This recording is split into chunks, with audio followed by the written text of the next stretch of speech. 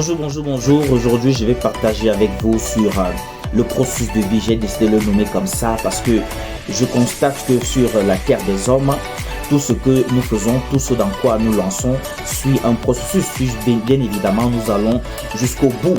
Alors, il s'agit de quoi exactement? Vous allez vous en rendre compte que dans tout ce qu'on décide d'entreprendre, au départ, il y a cette énergie d'enthousiasme qui nous embrase. Il y a la volonté, il y a la niaque, il y a le désir de réussir. On met tout ce qu'on a dans les tripes pour pouvoir aller plus haut, aller plus fort, aller plus rapidement.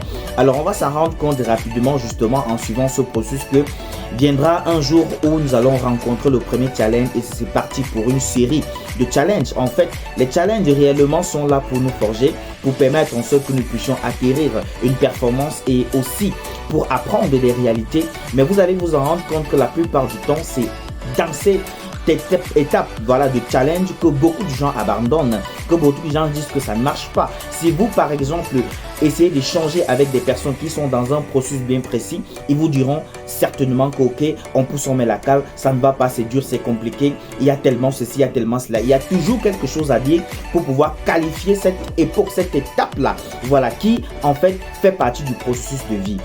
Et pour les persévérants, pour ceux qui véritablement ont la vision, pour ceux qui ont la learning attitude, qui apprennent justement des situations et des échecs, qui justement ont le never give up, ils passent donc à la troisième étape qu'on appelle l'étape de la maturité. Alors dans la maturité, on sait déjà comment faire, on sait comment s'y prendre, on sait comment est-ce que nous devons véritablement poser les petits plats sur les grands, poser les jalons, on sait comment on peut justement faire ceci ou faire cela pour pouvoir obtenir ceci ou cela, parce que là, on a justement la maturité, on a l'expérience, voilà, on a l'expertise.